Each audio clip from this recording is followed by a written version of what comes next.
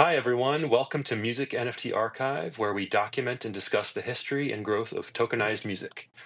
I'm your host, Tor, founder of Music NFT Archive, avid collector of music NFTs, and the artist behind Studio Nouveau, where I began minting my own music in 2020. I've been obsessed with tokenized music ever since. Today, we'll be reaching very far back into Web3 music history to discuss Ujo Music, a consensus backed startup from the early days of Ethereum that was dedicated to solving problems in the music industry with blockchain technology. Here to discuss is Jack Spallone, one of the original founders of Ujo Music, and someone who has been on the forefront of Web3 music tech ever since. Jack, welcome to Music NFT Archive. Thanks, Tor. Very happy to be here and talking about the very early days of crypto music. Absolutely. I'm really happy to have you here. Can you just give us some context about yourself and your background in the music industry? Yeah, sure. So, just right off the top, really quickly, and I'll come back around to this, but I was not actually a co-founder of Ujo Music. That's a common misconception. Thank you I'll for give a little bit. clarifying. Yeah, I'll give a little bit more color to that, as it is kind of a long story there. But um, I was in college in the early 2010s. I was very interested in the local music scene. One thing led to another. I got into talent buying, booking shows. I got into management. That gave me quite a bit of exposure to music. Kind of always wanted to be an entrepreneur, although I didn't really know how or where to start. So um, I really liked the idea of going into tech. That was where a lot of my interests were. Although what kind of tech, I wasn't really exactly sure. And I got into crypto just from like an intellectual point of view, I suppose. Um, in the idea of around like buying shares of artists or creating the ability to have shares of artists because I was finding artists on SoundCloud very early on, and I felt like a lot of the work that I was doing was helping promote them and becoming much larger. And the very simple idea of having some sort of upside in that work without necessarily the typical management structures was interesting to me. And there were other conversations on the web about that, specifically as it related to like Bitcoin. Um, and then blockchains kind of came more into context with Ethereum and Ethereum's white paper and smart contract platforms. And what was originally sort of a thought idea around the applications of financializing artists became much more pragmatic around using smart contracts for royalty payments. Kind of anyone who is, I guess, like aware of Ethereum or smart contracts in general at the time would have put two and two together with music and its applicability to blockchain and royalty payments. And so I kind of rode that wave, and that ultimately led to me joining ConsenSys in early on in 2017. Um, ConsenSys had started in 2015. The history of ConsenSys was one of the co-founders of Ethereum, Joe Lubin, recognized at the launch of Ethereum that in order for Ethereum to really be successful, there needed to be a incubator for applications to exist on top of Ethereum. So Joe started that, and Joe also had quite a soft spot for music. And again, one of the kind of common use cases of smart contracts was music royalties. And this is, I say this often, but this is at the same time that Spotify had kind of become the de facto music consumption platform. At this point in time, we still had um, we still had people buying music via MP3s, although a lot of stuff had moved online and was cloud based. Streaming had really only just then started to become like the thing. Um, and yet at the same time, everyone sort of knew that royalty payments were crap, specifically like songwriting royalties. A lot of major artists didn't even have their catalogs on streaming sites because of the royalty rates that were paid. But it wasn't just the rates themselves; it was also the transparency around those payments, and that itself lent itself really well to the applicability of something like Ethereum. So Joe Lubin started this project called Ujo Music. That is to say, Joe Lubin himself is one of the co-founders of Ujo Music. Him and someone else named Phil Berry were really behind it. Phil was based in London, and he had this idea to do the same thing. and he had a relationship with an artist, Imogen Heap, which I'm sure many people know. And Imogen Heap agreed to release a song, Tiny Human, uh, on Ethereum with Phil and Joe and the team at ConsenSys. At the time, ConsenSys was about 30-ish people, maybe a little bit less, a lot of which was like just a random group of people spread across the world. And going back in the Slack after I did join a couple of years later, it was a pretty much hands-on effort to get this thing done. In context, wallets didn't really exist. Something called Mist, the Ethereum browser, was still in development, which was intended to be the Ethereum wallet, as well as like gateway into Ethereum. And a lot of different corners were cut in order to pull this off, really just as a use case. So towards the end of 2015, Tiny Human was released. There was about 134 sales, if I remember. ETH was around $1. And that is to say that Imogen sold, I think, yeah, what 134 plus ETH, give or take. That sounds right. And Yeah. yeah, you may remember this. Yeah, so sorry, I was distracted there for a second, but she also had a ton of collaborators on the work itself that were also split using smart contracts to do the payouts. And they were all collected in a wallet that ConsenSys built. Some of that code ended up going into what is now MetaMask. So Ujo Music effectively preceded MetaMask. And a lot of this stuff you can actually find online through old blogs, whether it's on ConsenSys' site or Medium, places like that. Fast forward 2 years, a lot of that actual infrastructure had to be explored. Okay, enough use cases. How is this company actually going to do this? ConsenSys was overwhelmed with a ton of opportunities. So music kind of became a diluted use case, if you will, among some other opportunities. And by the time I joined, there was about nearly 100 people working at ConsenSys, and there was a plethora of different projects that everyone was working on. And all the while, Ujo had not really done much. I shouldn't say that. They had done a ton, but not much publicly. Mhm. And because there was so much to be explored around aspects of identity and wallets and payments and making this actually available to many people. And where do you start? Do you build a platform for people to buy music and upload music? Do you build a platform that plugs into the incumbent music industry as a service to them? All of those were questions that needed to be explored and better understood before any sort of effort was made to chase down either one. So a lot of that at the same time was happening around the music industry itself becoming quite well aware of this opportunity around blockchain. In 2014, actually, back up a little bit more. In 2013, D.A. Wallach, who was an advisor to Spotify at the time, wrote a blog post that I call like the canonical crypto music piece called "Bitcoin for Rock Stars."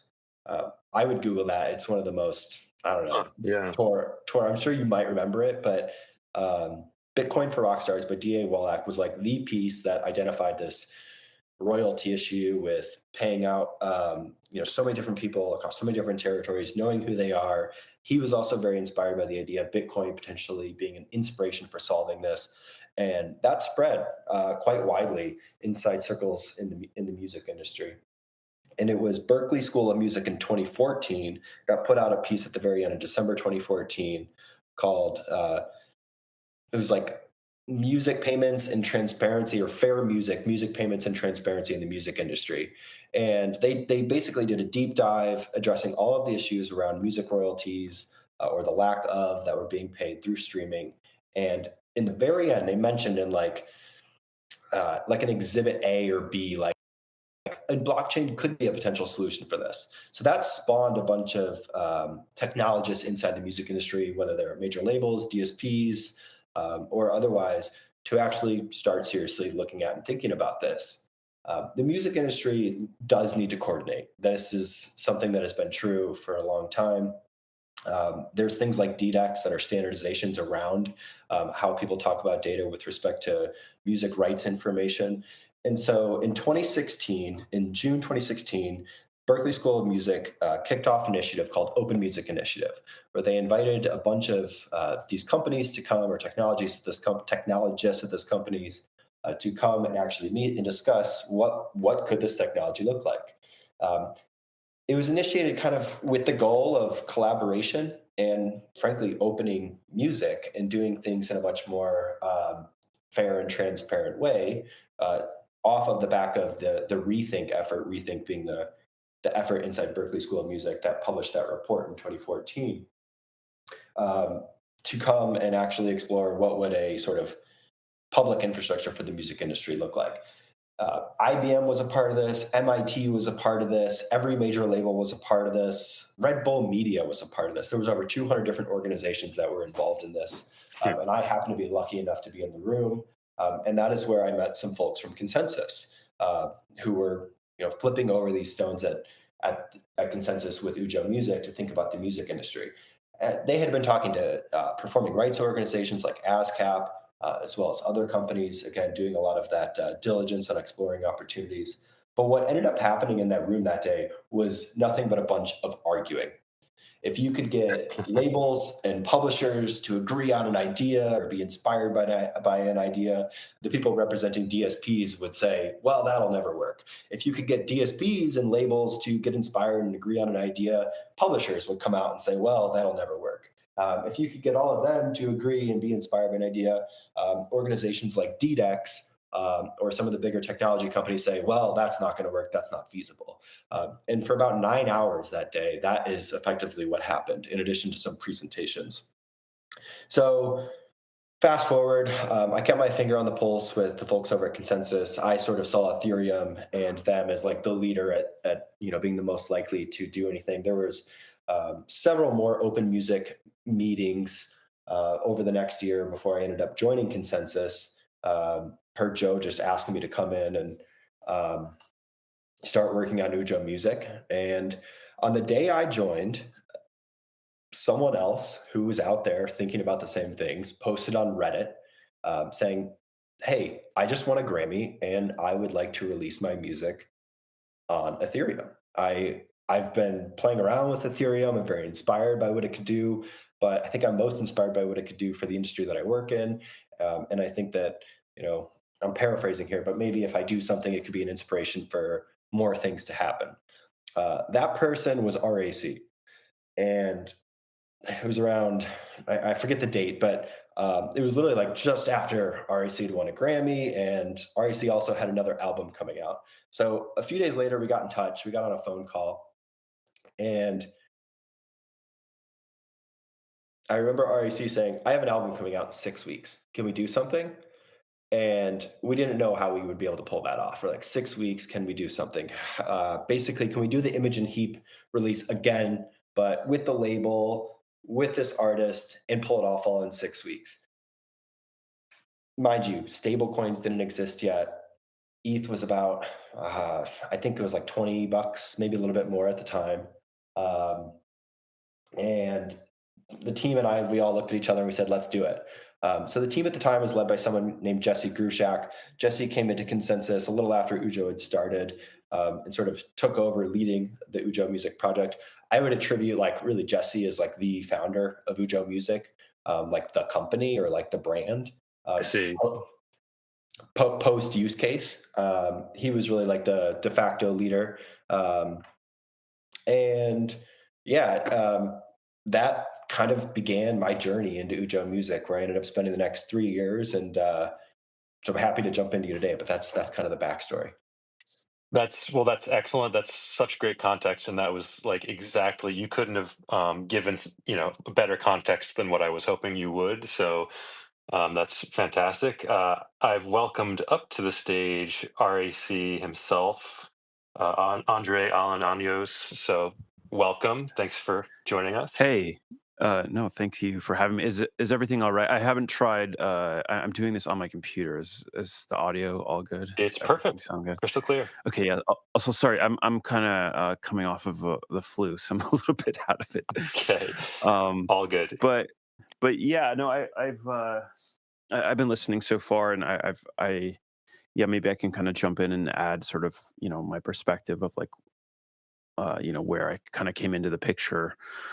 Um, so at the time I was I've always been interested in technology in general, and specifically I'm just going to backtrack just a little bit here, Sure. Yeah. so I can maybe explain why I was interested in this, which is that I had sort of seen the rise of Napster back in the day, and I saw that got shut down. I saw Morpheus, Kazaa, LimeWire, all those rise up and and get shut down. And like I know that we kind of joke about it at this point and say, oh, it's just like piracy or pirate or whatever, just people trying to get free music. I think it goes a little bit deeper than that. I think it was a failure of the music industry to provide an easy listening experience for people on the internet. I think people would have been happy to pay for something if it was reasonable, and I don't think the appeal was the fact that it was free. I think the appeal was the fact that it was easy.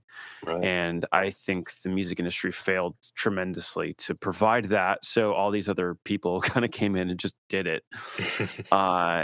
And obviously that got shut down pretty quickly, and a lot of that was due to its own design, of having sort of a centralized service, and being able to it was never really going to work that way.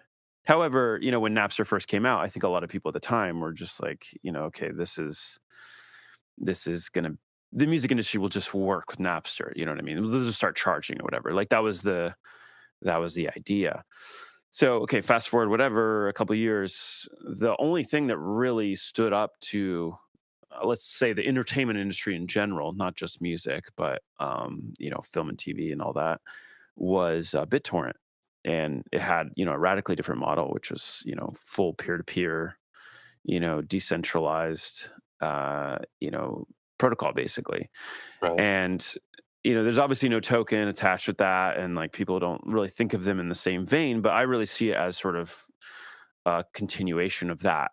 So when I've always sort of had my issues with the music industry. I always felt like they had a little bit too much control, and there was like three or four players that really kind of controlled everything. So without going too deep into that, basically I felt like it was important that there be a technology that sort of kept them honest, and at least we had an independent route to release and control our own control our own destiny online as artists and musicians. So that's when I started to kind of go down the rabbit hole a little bit. And I was aware of Bitcoin, but it wasn't, it was more financial in nature. I wasn't like super interested in that. It was like interesting, but not like what I was like looking for. And it wasn't really until I discovered, Ethereum in like late 2016, I think, like over Christmas break. And that's when the light bulb moment for me kind of like went off. It's like, oh wow, okay, I feel like I missed this whole thing. I didn't even know this existed. Yeah.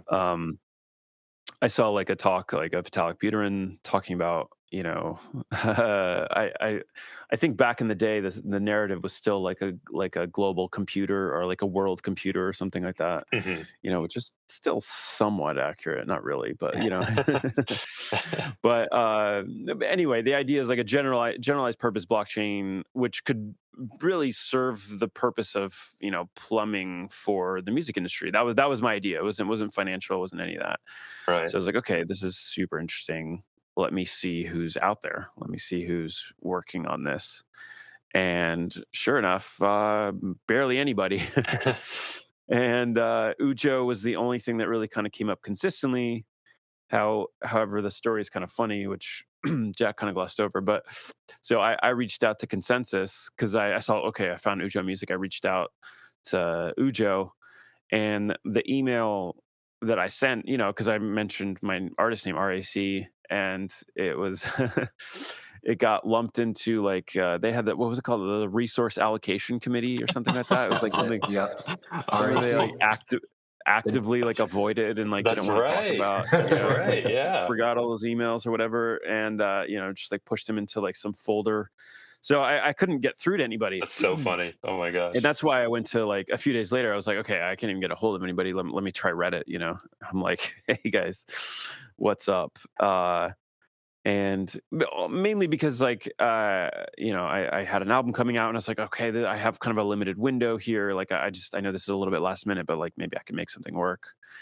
Yeah. um and that, that's when they, I think that kind of caught their attention, and Jesse and Jack, and like and Simon, and like it's actually kind of incredible, the team that was at Ujo. I mean, Jack didn't really mention it, but like, there's so many people there that have been like foundational in Ethereum and all that, and have gone on, founder of Optimism, like all this like great, everybody has sort of gone on from that team to like do some pretty crazy wild stuff. So it's like I felt like it was pretty cool in that little moment to be a part of that. And Yeah. so the goal was essentially just a very simple, I mean, so basic, just like, release the create a very simple smart contract that would, if you deposit X amount of ETH, like I think it was like $10 worth of ETH, which at the time I think ETH was what, like $80 maybe, or I don't even That remember, that was honestly. that was like our summer of love. So I think when you reached Yeah, out, it was like, I don't know, 20-30 bucks, and by yeah. September, right after we had released it, it was like $300. Yeah. So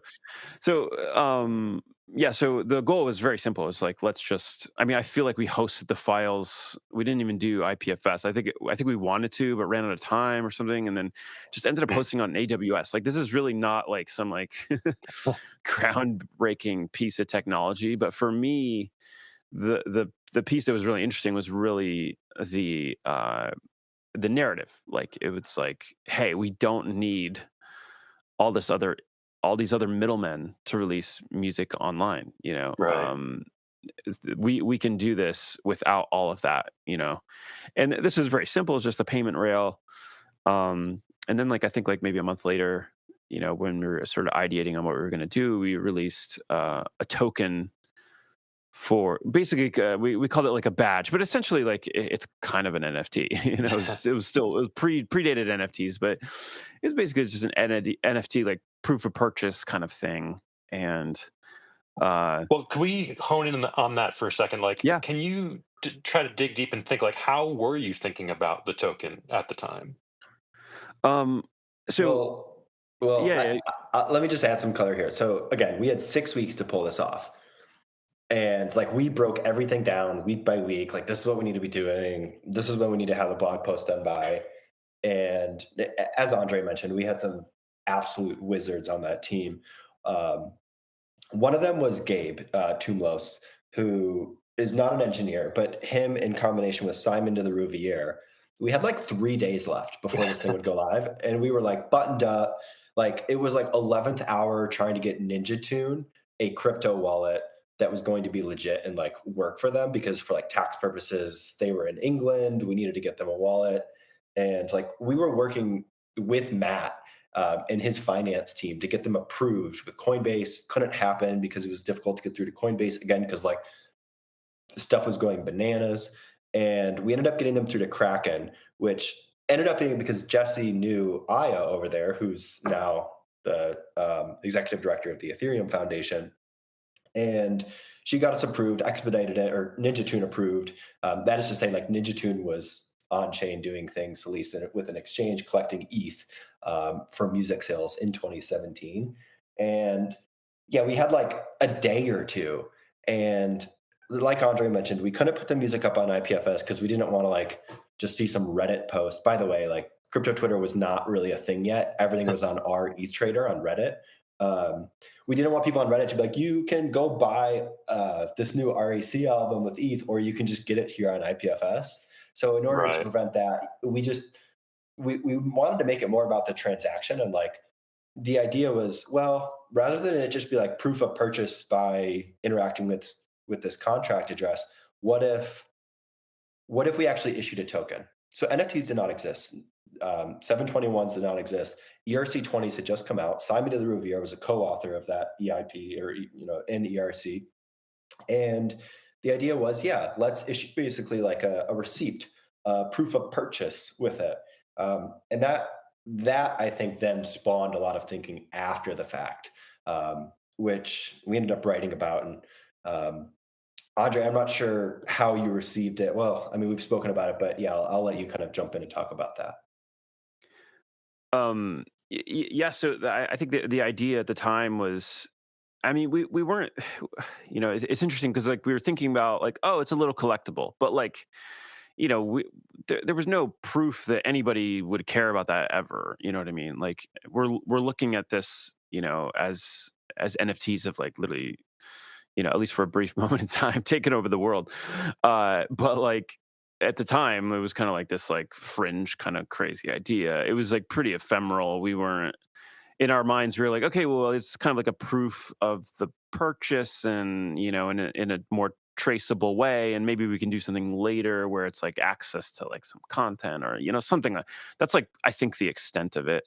Or it was kind of like I think we called them badges, where it was kind of it was Patronage badge. yeah, patronage badges. So it's kind of like more like, hey, you're like an official fan, kind of. That's kind of the extent of it. Right. We didn't really know what it would look like in the future, but this thing predated CryptoPunk, so it's like clearly we're onto something. It wasn't a PFP or anything like that. In fact, it wasn't even, it wasn't like a true collectible in that sense. Um, but we were using the technology that existed at the time, and I think we were on the right track idea wise. So all that to say, like, so the timeline is a little fuzzy, but I think it was shortly after the release that those are sort of like issued, and I think at the time nobody gave too much thought to it. In hindsight, is like we were definitely onto something, but like at the time, it was kind of like, okay, well, here's this thing, and then I think after that summer, I think in January to 2018, I mean, everything started crashing down. ICO mania fizzled, and the world moved on to something else for a few years. So it's kind of like, Uh, and that kind of sat there, for a while, and I think I mean, oh no, go ahead. that I might, if I could, I'd like to just add a little context to my background in this situation because, so basically, to sum it up, I pretty much for all the 2010s was living in New York City. I was making a living as a freelance guitarist, and I started to get into crypto around 2017 myself. And being a musician, I was always kind of keeping an eye out for music related use cases. It was Ethereum that sort of got my attention in early mid 2017 myself.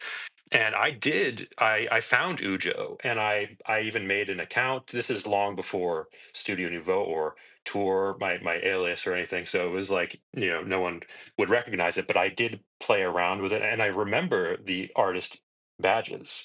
Um, and I think this would have been like 2018 probably, because even though, like you just said, things sort of really got increasingly sour in 2018, I was still sort of excited from 2017 and looking around and discovering. And Jack, early on, you mentioned the Open Music Initiative, and I actually went to their conference in November 2018, and I ended up doing like these small group sessions on one of the days, and I met Alexander Attar, who was one of the developers on Ah, yeah, Ujo, yeah.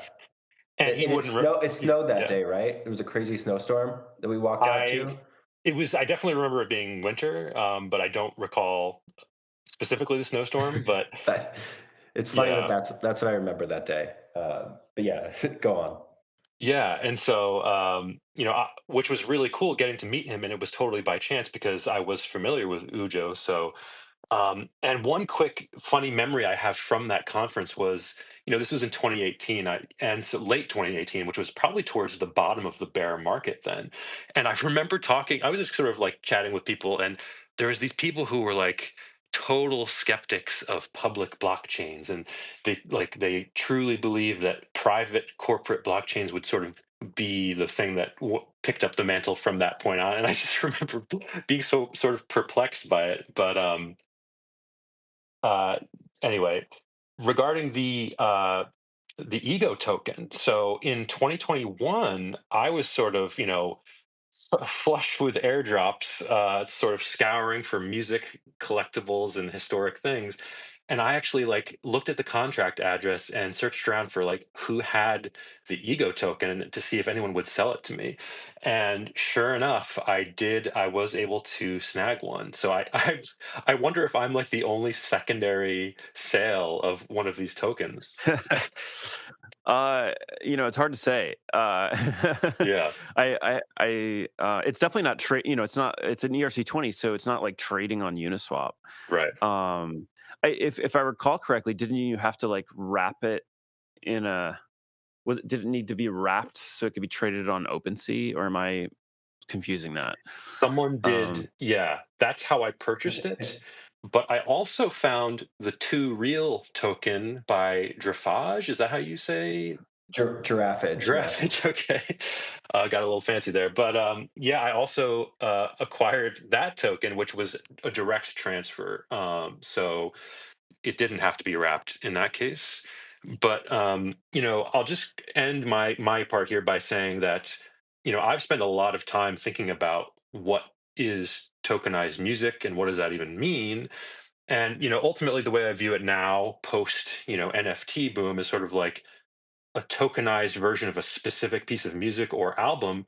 And in that sense, the fact that you have these tokens that are sort of have the, it's not like on-chain metadata or anything, but it is has the name of the album and it has the cover of the album on the token. It is at least very special and unique in my opinion. So that's one reason I really wanted to highlight the story that you guys are telling.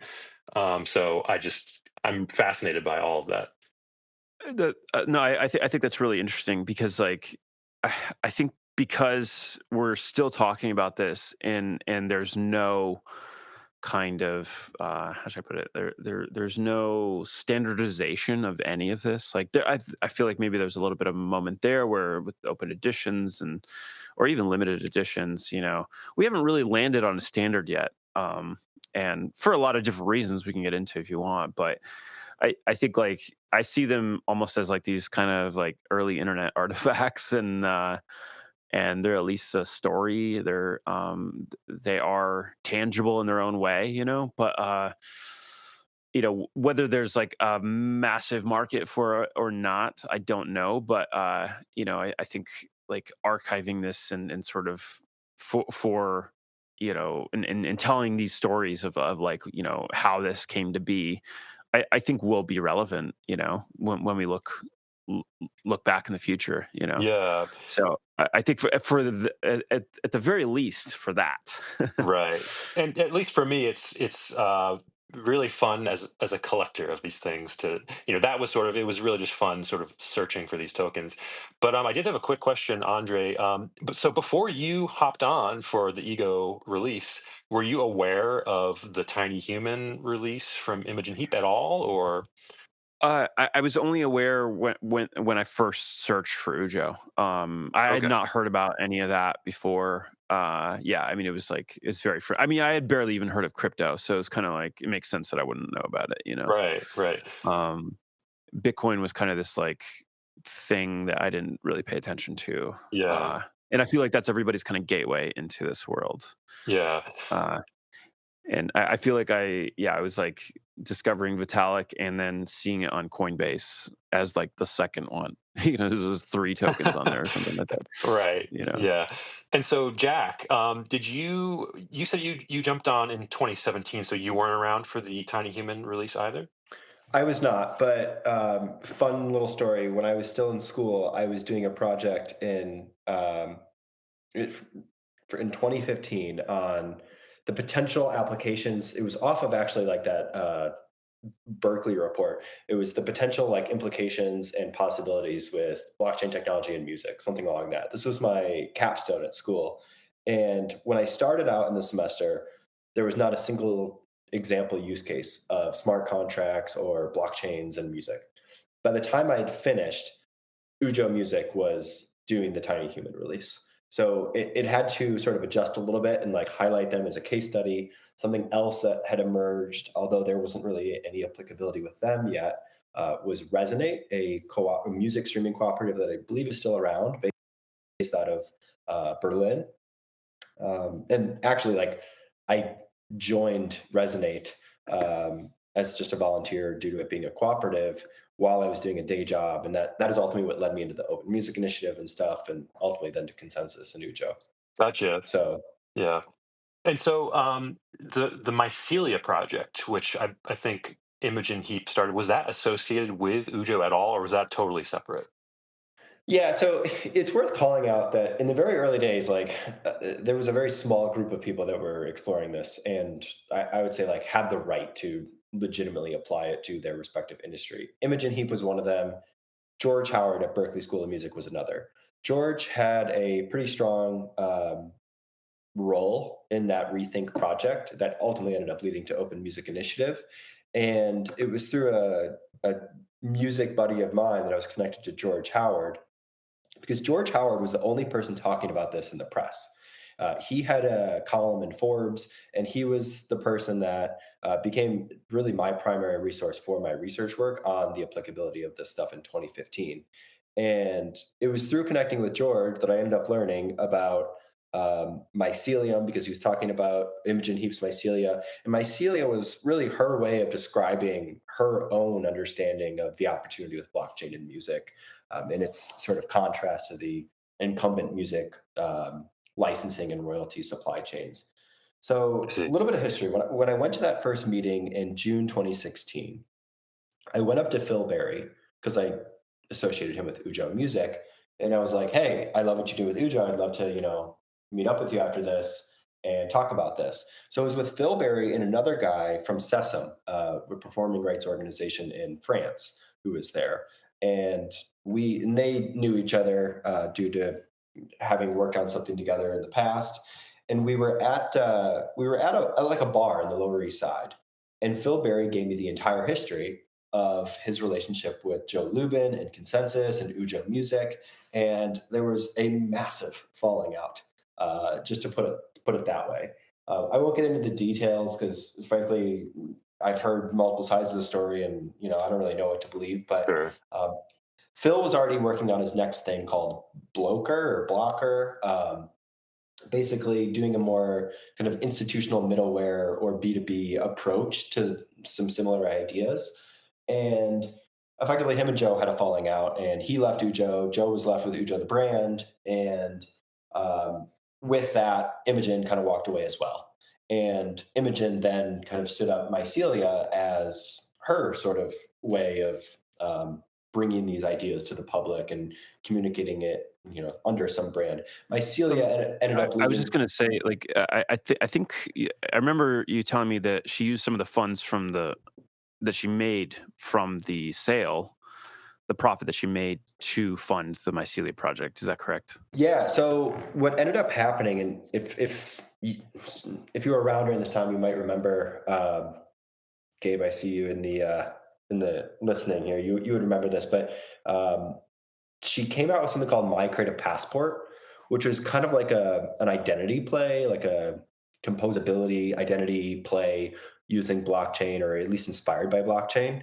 Yeah. And she worked with Vinay Gupta, another kind of early Ethereum figurehead, who's based in the UK. And it had occurred to her that, oh, ETH is now worth over $1,000. This was like 2018, and she reached back out to the folks at Ujo and ConsenSys, and she asked, like, "Hey, like, do you guys still have access to that wallet? Could I get that money?" And that ended up supporting a lot of the early My Creative Passport work that she ended up working on. That's great context, and I do remember that. I think I like subscribe to their updates. I think I'm still technically. I feel like I'm still occasionally getting an email from that, but that's really interesting context. Um, so hopping ahead a little bit, I'm wondering if either of you can give context about Draffage and the Two Real album token, like how that came about. Um, any thoughts about that? Well, I mean, Andre, you connected us because Oh, Draftage okay. had an album coming out via Ninja Tune, and Ninja Tune was like, "Let's run it back. This E thing seems to be very exciting." Again, Matt at Ninja Tune was like very excited about just, I think, cryptocurrencies in general. Um, and yeah, I'm not sure how it actually bubbled up, Andre, but I can maybe tell the story of the execution and why the token was different. Yeah, yeah. I mean, I think it was sort of like they saw, success, and Matt from Ninja Tune was just very excited. Uh, Matt is like the original founder, also in the band Cold Cut. Like, he's a very in tune guy, very nice guy. And I think he was just very excited about it and wanted to, sort of start to create a pipeline of other artists like doing the kind of same thing that I was doing. And I think that's where Giraffage came in. And I believe I honestly don't remember if he reached out to me or if I was like, hey man, you should do this or whatever. I think it came about pretty naturally. Either through Ninja Tune or through me, or he reached out to Ninja Tune, or I don't really know exactly, but basically, the idea I think was basically to replicate what we did. Um, you know, Yeah. uh, I will say this, like in those 6 weeks that we worked with Andre, I think we stood up like a weekly check-in call where we would like run through the product, get Andre's feedback, and Andre was really like, created the thing we were selling, but was like kind of a pseudo creative director of the product itself, the interface Huh. that we did this on. Yeah. And in fact, if you want to check it out, go to rac.ujomusic.com. The certificate expired a long time ago, so you'll have to like go to an advanced and proceed anyway. But that site's still up; you can see it. And Andre had a large part in like helping structure that. We did the same thing for Giraffage. You can swap RAC in the subdomain there and just put in Giraffage instead, and you could see that site. So we really just emulated the whole thing, and um, Giraffage wasn't as involved. I'll just put it that way. Like Andre, you were like largely, I don't know, you like were like very excited about Ethereum and kind of you were beyond just Ujo, also very. well, let's just put it this way: at this point in time, I'm like full on in. I'm like, okay, this is so cool. I love this. This is very. I was sort of diving into this like whole new world that I was really kind of not aware of, and it's kind of my thing. Like, I really like niche internet corners, things like that. uh so I was full on, I had invested some money into Ethereum at that point, but I was like mining. I was like running nodes. I was like, Right. I felt like I was like pretty into it. And I think, like, to be fair to Giraffe Itch, it's like I don't expect everybody to be that level of like nerd about it. It's like, Right. so Well, one cool thing so about Draftage is that I believe that he was also a Genesis release artist on Sound XYZ in their first sort of season of curated releases. So I sort of saw that connection, and I have the two real tokens. I was like, oh wow, that's kind of cool that he came back. Um, but anything else to say about that release? So with that release, things were moving very fast at the time. We went from ERC20 to ERC721 all in, it felt like a summer. And I believe that was actually truly an NFT. The patronage badge that we released, that we rewrote the smart contract to issue at that. So Well, that is why that token was different. before you go there, were were there any other artists you were thinking about doing the ERC20 system with, or you were pretty much ready to move on to the actual 721s? The idea was actually less about that. So we did the proof of concept with Andre Okay. and the ego album sale, and we very much were of the opinion that okay, like we need to productize this. We need to build this into a user generated content platform. Effectively, what we want to build is the ability for any artist to create this storefront, selling their music with ETH, and that basically kind of like I don't know. It kind of like derailed any working with any more artists and doing anything else. It was like heads down. Let's build this like proper platform. However, when Ninja Tune asked if we could do this again with them, uh, they were such a great partner to work with, and it kind of seemed like a no brainer. Yeah, gotcha. And so I discovered an NFT contract called, which I assume is the one you're referring to, called Ujo Badges, which was deployed in May 2018. And I remember, like I said, I remember this back in the day, and I kind of regret not actually like buying any back in 2018 or whatever, because I'm just sort of kicking myself now, like, oh, I wish I would have done it rather than just sort of like lurk on the page. Um, and it doesn't appear that there's any sort of metadata that remains. I actually like reached out to someone else who worked on Ujo to see if there was any way to sort of salvage the metadata to see what the tokens were, and he didn't seem to think so. So is there anything to say about this contract and those artist badges? So the draft came out in, I believe, September of 2017, and it was pretty much heads down all the way till 2018. Um, May 2018 is when we officially launched like the alpha, the user-generated content platform that Okay. was Ujo Music, where anyone could come in, create an account, upload their music, sell it. And the idea with the patronage badge was, what if we just have the ability to tip on an artist page? So I'm someone who wants to send $1 or $10 in ETH, whatever, and um, any amount would get you a patronage badge. Or maybe there was a threshold, like $10 and you get a patronage badge. I don't think there was though. Um, but basically, it was separate of the sale of music itself. It had more to do with just tipping an artist and becoming a patron, and there being a proof of that patronage, and then that not necessarily being tied to Ujo, but being accessible to anyone, anywhere that wants to retrieve that. Right, right. I do recall that feel like that's what it felt like in the moment. Yeah. So there was a separate contract as well that I discovered that was deployed in like October 2018, and the only tokens that I can see, you can actually see it on OpenSea. And there's two. It's called, the contract is called Patronage Token, whereas the other one is called Ujo Music Badge or something. The newer one is called Patronage Token, and the two tokens are you, Andre, and also Blau. Is that Ujo related, or do you know what that is? Hmm. It may have just It been might be related updated. to the. Yeah, it might be related to the. I'd have to actually look. Honestly, I'm not sure. Yeah, Can I tell a real quick anecdote about the the more open platform, like when that came out? sure. Because it's kind of funny.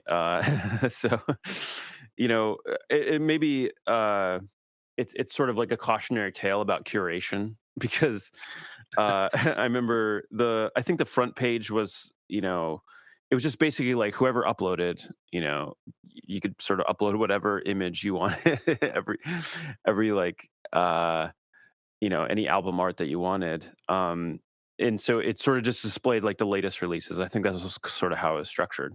Again, because like it was like early alpha, whatever, first version. But there was this one very nice old gentleman named Frank, I think was his name, and he uploaded 30 or 40 covers on his profile, but in the process sort of took over the front page entirely. So it's just a picture of Frank.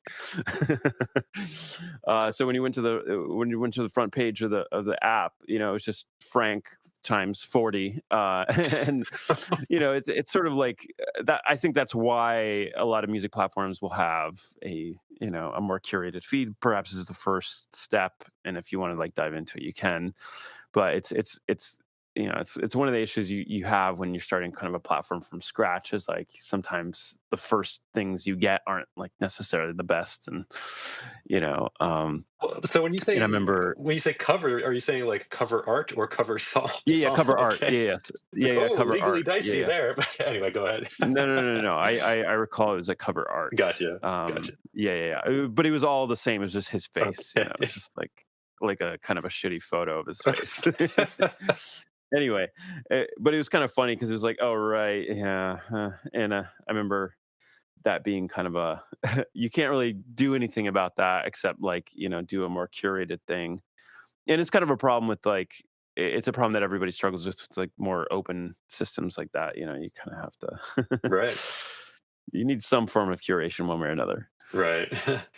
Well, that sort of also ties into. I'm kind of wondering. You mentioned Frank. Like, I'm kind of wondering, like, what even though I was sort of like, I call myself a light user. I'd sort of just tried it out and checked it out. But did you have a sense of like a community that was? I don't know if Discord was around back then, or if you had a Telegram. Was there any sort of like active community going on? We not anything like today. No, we did have a Discord later on, but honestly, it was nothing like what ended up happening during the NFT era. It was very different. Mm, And I regret to say this, but I was like, I didn't really go on there and look. It was a bunch of I was and myself and the team were all pretty accessible, and it seemed like we were taking calls all the time. Like my calendar was as full then as it's ever been, but there was no sort of like central gathering place that was like kind of legitimate, if you will. gotcha. And so the next sort of notch on the timeline that I have is sort of in like March 2019. There was like this streaming payments feature with Dai that was released. Was there anything before that, or is that really the next place to land here? Yeah, so um, there are a lot of history and a little bit of attrition of some of the team that had happened up until that point. And like just to give you context, like at the time, outside of I think Coinbase, ConsenSys was the largest employer in the blockchain space in the world, and Coinbase was very different. They were a centralized exchange. They didn't have a network. They were very much like a financial centralized exchange, and that was that. It was an on ramp and off ramp, really, into crypto is really all it was. And for a lot of people, it was just where they held their money, and that was the extent of what they were. It was pre IPO for them. They were what they were. Um, Consensus like was it. If there was a project um, and they were associated to Consensus, that meant that they were legit. And there was, I think, at its peak, like over 60 different projects that in some way were affiliated with Consensus. So our role and like one of the I think like a third of the company was enterprise related. It was a lot of enterprise sales and a lot of advisory work with some of the biggest companies in the world who wanted to explore blockchain. So a lot of the work that we were doing, a lot of the work that I was doing specifically at Consensus was behind the scenes with a lot of music industry companies, whether it was labels, whether it was publishers, performing rights organizations, etc. One thing that we were doing was we were hosting. We were the like primary sponsor of hackathons at Capitol Records. So every few months, we would go out and set up an entire hackathon with Capitol Records at Capitol Tower in Hollywood. And we'd post up there for like 3 days and hold a hackathon and give away ETH based on different prompts we had. And like Twitch was also a sponsor, and they were like kind of new at the time. And there was like this like idea of like gaming, streaming, and they were interested in music as well. So like just to give that context of like where we were in history. So we were doing a lot of like that kind of stuff, like business development with partners. Another thing that we were doing was privately working with Harry Fox Agency and CSAC to help inform them on a potential winning bid for the Mechanical Licensing Collective, which is the MLC, better known as the MLC, the Collecting Society for All Mechanical Royalties for US based copyright, which followed the 2018 Music Modernization Act. But due to some internal politics, I guess, that had happened, the Ujo team had shrunk. A lot of the resources that were allocated to projects that were wholly owned by Consensus were brought into question by a lot of the hires at Consensus. I mentioned I joined around like sub 100 people. Consensus got up to nearly 1,000 people, and then had shrunk back down to like 600, 500 around this time, maybe less than 500 by the time of that release in 2019. But what ended up happening was the team was reduced to 3.5 people, the zero point 0.5 person being a part-time designer. So it was myself and two other engineers. And now all of a sudden I was leading this project that was in a time when nobody was interested in any sort of consumer things going on in crypto whatsoever. ICOs really pulled the tide out on people interacting with crypto. Everything was kind of seen as scammy. Mm. It really got like its first bad rap post, I would say, like Silk Road and Mount Gox, honestly.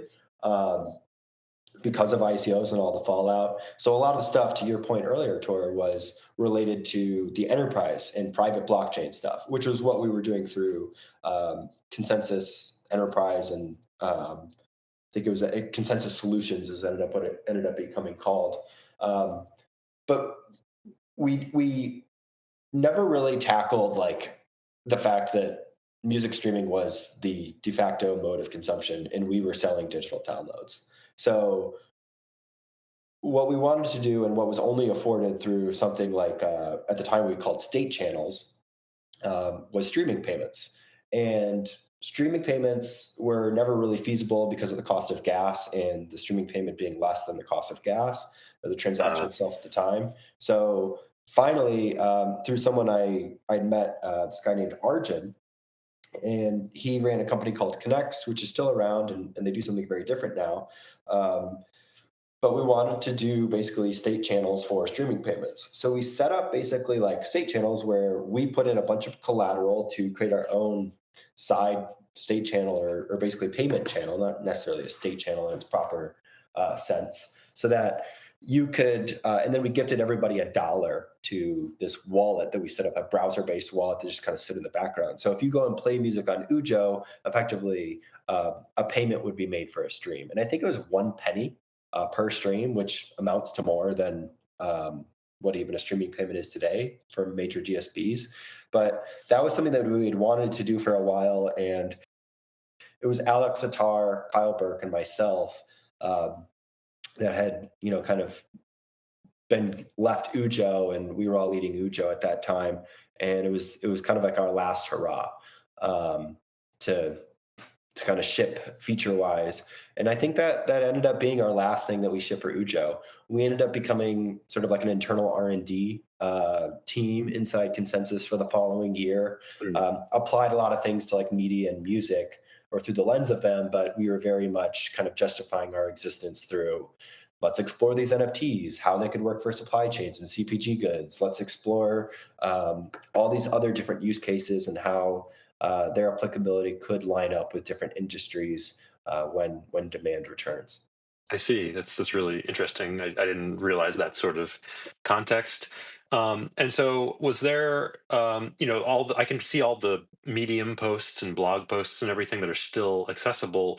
Is Ujo still like at all like active, or did it technically close shop at a certain point? So it was actually a few things going on, but in January 2020, I wrote effectively like a postmortem or an obituary, if you will, for Ujo Music. Oh, okay. And there was some like people that had come in that had some legitimacy inside the media and entertainment world, at least just by way of their own relationships, and were very much senior in their career. That started to gain the ear of Joe, who we reported directly to, and what turned into meeting with Joe weekly to go over what we were building for Ujo became people managing the budget inside ConsenSys on behalf of Joe, telling him like you can't have this pet project anymore. Like what's the purpose of it? And um, these other people that had gained his ear saying like, what is this Ujo team? We should repurpose them or let them go. And we very much made the case like that makes sense. Like, no one wants to buy music on chain or on Ethereum or with Ethereum. So, we'd be happy to move into something else or, explore work beyond ConsenSys. But we think we make a great product team if you do want to redeploy us. And it was through a lot of that influence that we kind of we addressed our own fate and said, let's shut it down. And I remember reading it to Joe and someone else saying, why would you post this? And I didn't really have a great answer at the time. Um, and we ended up not posting it at all. But it didn't take long for me to think like it's for our own closure. we put a lot of our own life into this. We put a lot of people's attention on this, and we've made a lot of commitments that we're ultimately going to have to part ways with, and we'd like to give it some closure for ourselves and for them. And that would have been my answer, but at the time I was like, yeah, you're right. What if it comes back? And whatever. At the time, personally, I was in an interesting spot because there was a very big rush of like, oh my gosh, like, I landed this dream job. I'm doing this thing that, I really fundamentally believed would change the way that, music payments were going to work, and felt like it was happening rather imminently. I was on that team that helped architect the mechanical licensing collective, only for a lot of the stuff that I proposed to be adopted, accepted per the bid to the Copyright Office, but then in reality ended up getting axed after the fact, in a way of like us just using Oracle instead. So I was quite deflated on music royalties and payments as it was, but I was still like excited about some potential use cases inside crypto.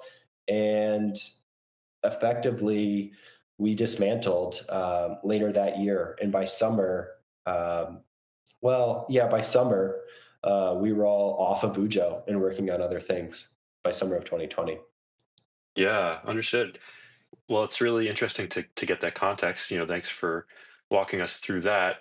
And we are, past the hour now, so I don't know if you guys have any more time. I would love to give you a chance to talk about what you're working on now, but do you have a little more time to sort of speed walk us to that point, or?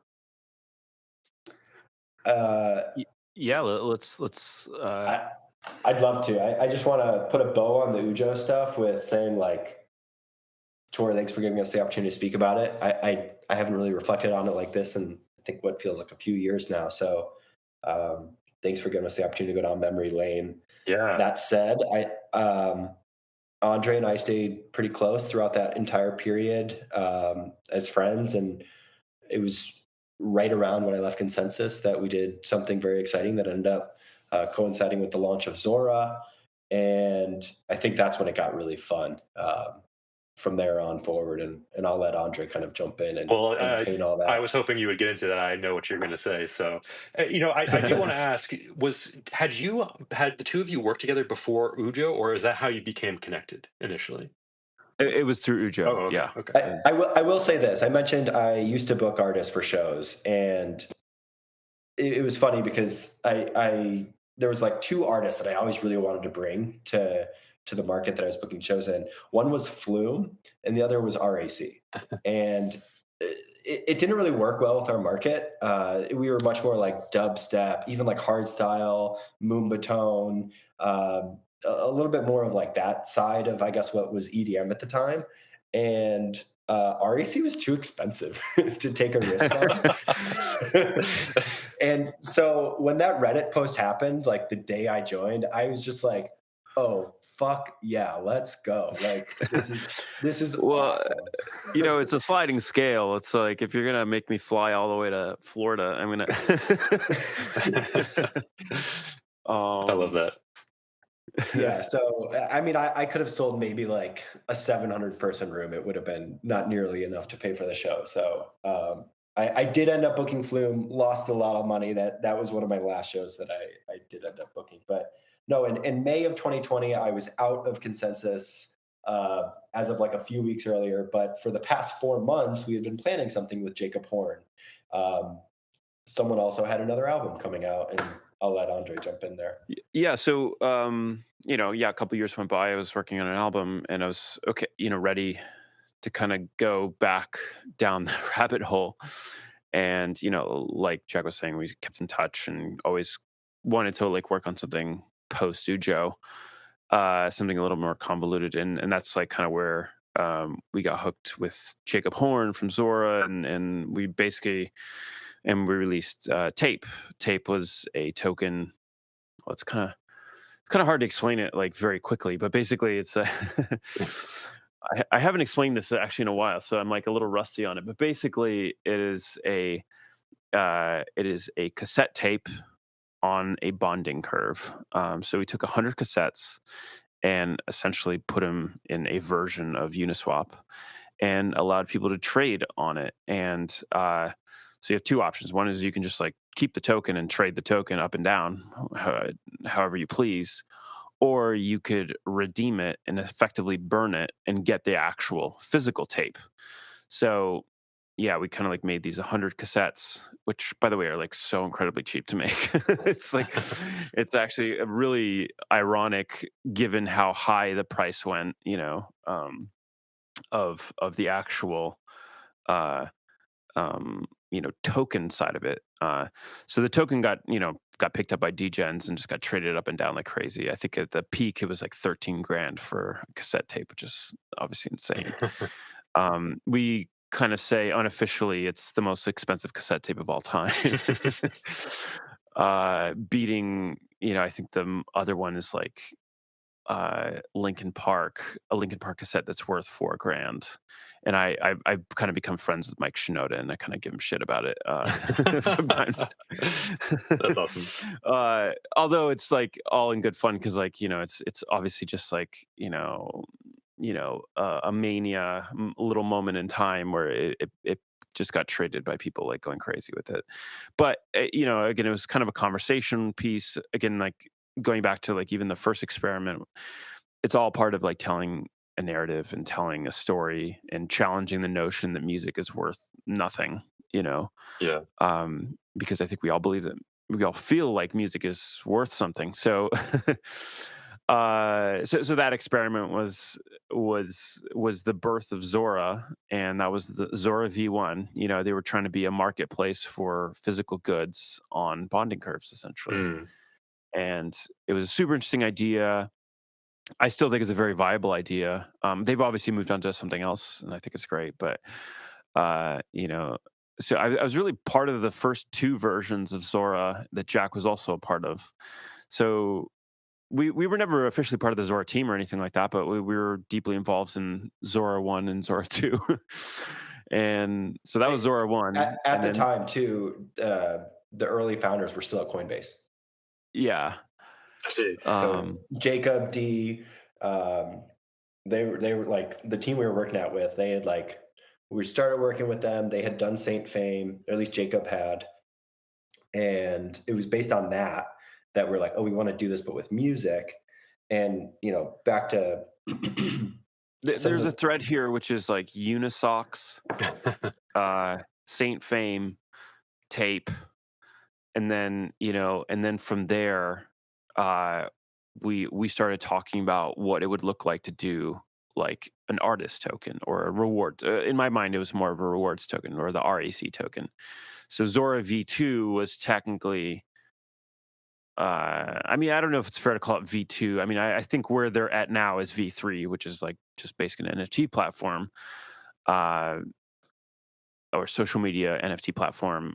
But V2 was essentially, they wanted to do artist tokens or like creator tokens. Okay. Which was kind of a pervasive idea at the time.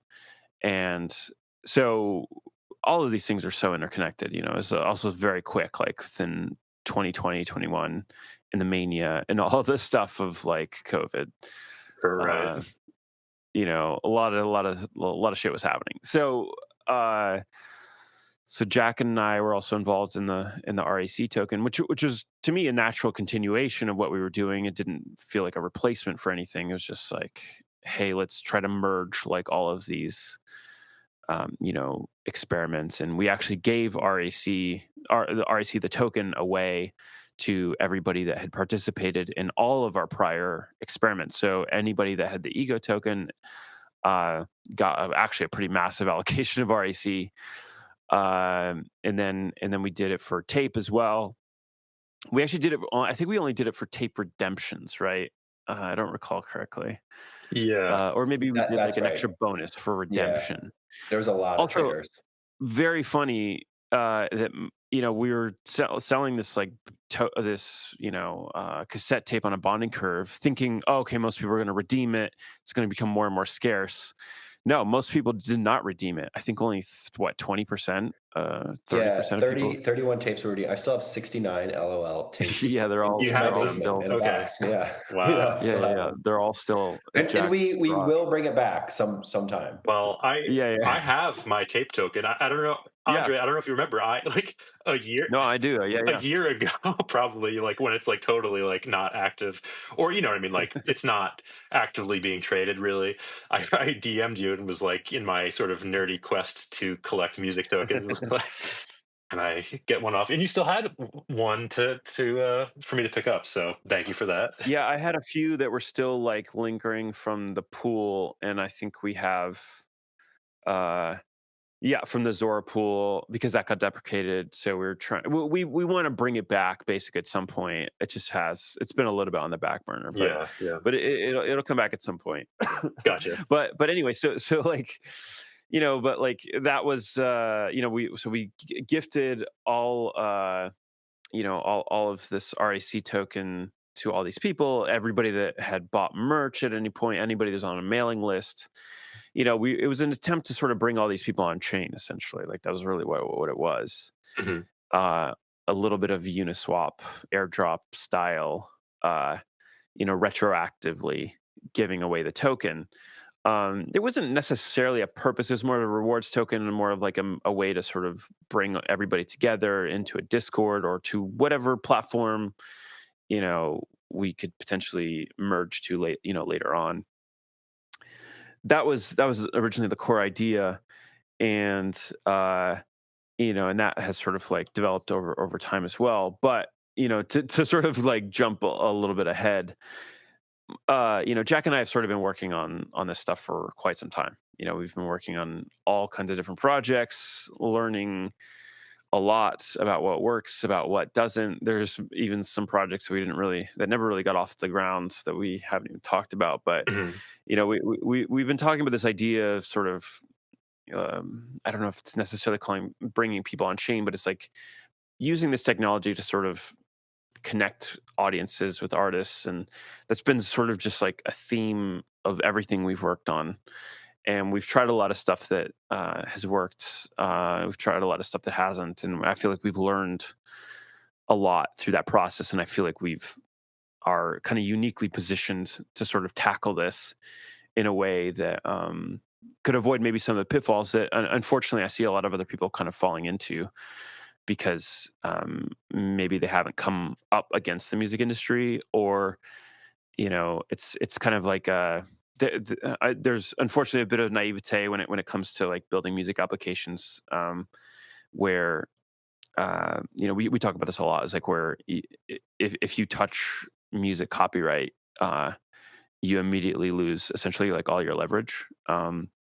So you even though it makes logical sense to build a music app that has music in it, the music industry has a chokehold on that asset and literally like government mandated control over it through copyright. So it's kind of like we're like, okay, like what can we do? What can we do around this that doesn't touch copyright? And it's like relationships, audiences, data. Like that's so we decided to kind of go down this quest of focusing on that because we have to. It's the only way. It's the only way to kind of circumvent it. And if you really think about it, it actually like lives a step above it. Uh, and I think it's like I think it's really interesting to sort of it feels like a little bit like a Trojan horse. Like if we can tackle that, we can actually like rebuild a lot of the other stuff underneath it, Yeah. or on top of it, however you want to think about it. So that led us to Oscillator, and Oscillator is really like the first proper company that we've started. After what 7 years of like Yeah. trying to like, hit our heads against the wall, like trying to build something. So I kind of I'm jumping around all over the place here, but basically the core idea was like let's focus on data, and that seems unencumbered.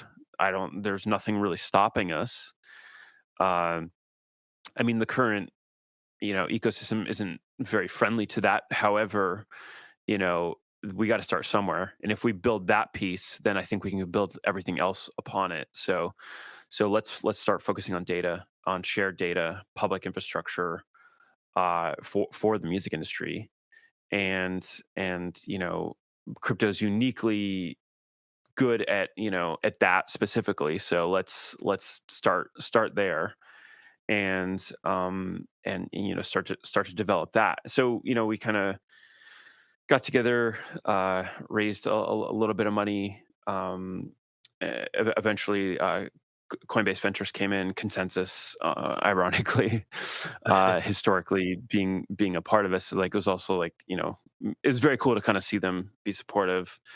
Seed Club Ventures also came in, and ultimately Robot Ventures, Robert Leshner and Tarun from Compound, and a million DeFi projects. So those are kind of our early investors, and we kind of like got cracking into working on this protocol. Jack, by the way, feel free to jump in here, because I'm like speed running like this most like crazy year of my life. Like we've been actually like really building all kinds of stuff, but it's also maybe the more consumer facing thing that we've really built is Factory.fm. Factory.fm is essentially like Letterbox for music, if you're familiar with that. Yes. And it's a social media platform for music, and talking about music and talking about new music releases, but still doesn't necessarily have music in it for the reasons that I explained, or like, kind of taps into your existing streaming services. And that's I think as far as we'll go in terms of like touching music copyright, for obvious reasons. And, but the goal is to like, let's, we felt like there was a need, like of a specialized place to talk about music, and that was contained, and that was, that you could build a reputation around your taste for music, and kind of leaning into the curation aspect of it. And I like, as soon as we started playing around with the prototype, we felt like, oh, this is like I actually want to use this. It may not be for like every single person, like, I know that not everybody cares that deeply about music, but it feels like a product that was very relevant for people that do care about music. So we wanted to, we wanted to build that for those people, and in the process sort of inform a lot of the stuff that we're doing underneath the hood for the protocol. So it was kind of a win-win for us. Yeah. And yeah, so I'll let Jack also kind of chime in here, because he hasn't had a chance, but that's kind of where we're at. Where the iOS version is almost finished, and I think that will make this way easier, way more accessible to a lot more people. And I mean, we're already seeing a lot of like growth there, and it's very exciting to see something on the consumer side that is also kind of like basically feeding our little protocol side as well, without anybody really noticing. So Yeah, well, um I've been playing with Factory myself, and I have to say, it really it just gave me this feeling that I haven't felt in a really long time, of just like enjoying music and walking down memory lane of all this music that I hadn't thought about in a long time. So I found it really refreshing, and I don't know if this resonates with anyone else, but like for me, when you're sort of a performing musician for a living, at least for me, being honest, like I increasingly found myself listening to music recreationally less, because I'm just like always yes, definitely. gigging, and so it brought me back to just like thinking about all these albums like before that time, or before I had that feeling. So it was kind of soothing in a way. But anyway, I really it's cool to get some context around around this. Yeah. It like, yeah, once we were playing around with the like early version of it, it's like it felt, something about it felt really good. And it's like really hard to sort of describe what that is. And I could overanalyze it or whatever, but it felt good. And I had the same experience where, I was like, oh right, that album, like I almost like forgot about it. And I wanted to sort of be early, one of the early reviews, and like talking about it, and like, I want to sort of plant my, flag in the sand or whatever, and sort of just like, or who knows, maybe I might turn somebody on to it that like wasn't aware of it. And I also think that's like kind of like cool to see other artists like talk about what their influences are. And there's so many layers to this that I think are like very interesting. And like, I think like once you I mean, even though like our community is like relatively small at the moment, like, you know, you you can see at scale that this could be like a really kind of special place. And I think that's what we're trying to do.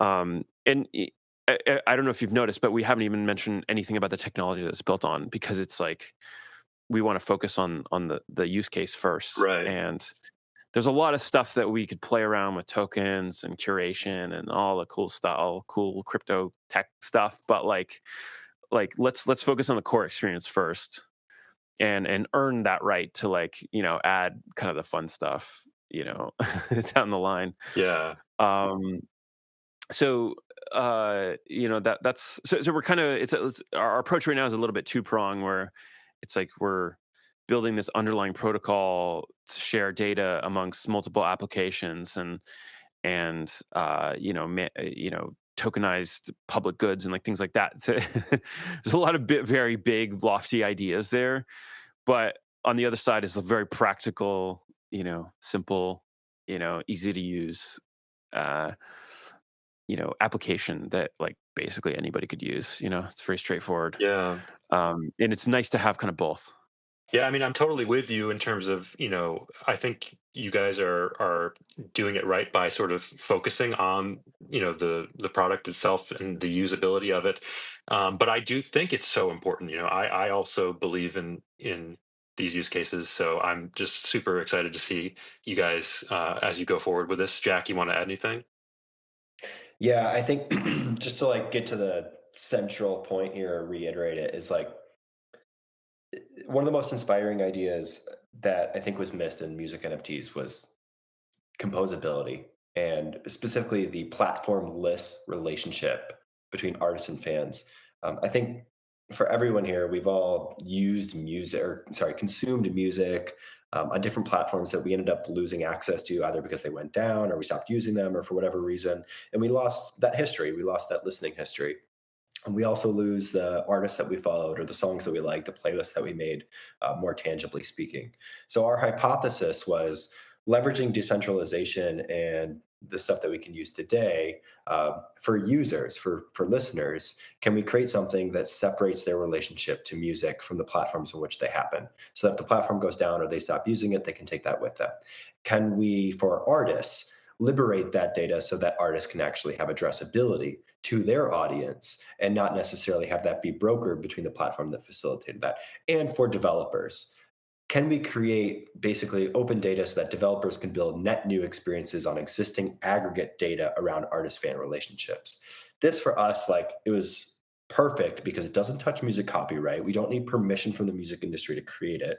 And how we started wasn't necessarily obvious, but Letterboxd for movies exists. You don't watch movies on Letterboxd. Goodreads for books exist. You don't read books on Goodreads, you read about them. So we just wanted to create a music review app effectively. And of course, these things exist. There are places in which people talk about music, be it Bandcamp, Discogs, et cetera. And really like Reddit, threads, Instagram comments, YouTube comments. These places do exist, but it's quite fragmented and there's no like dedicated space that honestly feels like it was created this decade. So that was why we created Factory.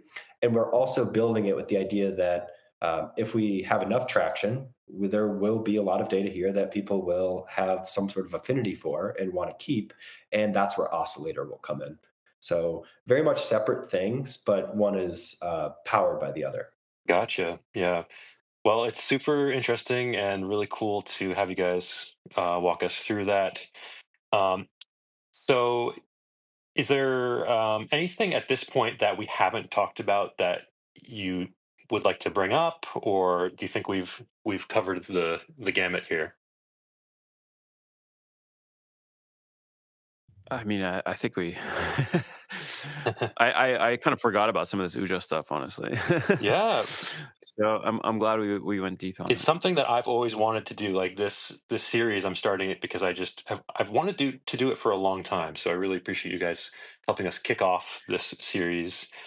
Um, So I guess I'll leave it here, but I encourage everyone to give both of you a follow and to check out Oscillator and Factory FM. and dig into the history that we've talked about a little bit today. So I guess I'll call it here. So Jack, Andre, thank you both for joining Music NFT Archive. No, thanks for having me. Tor, thanks for everything that you're doing. I really appreciate you. My pleasure. All right, everyone.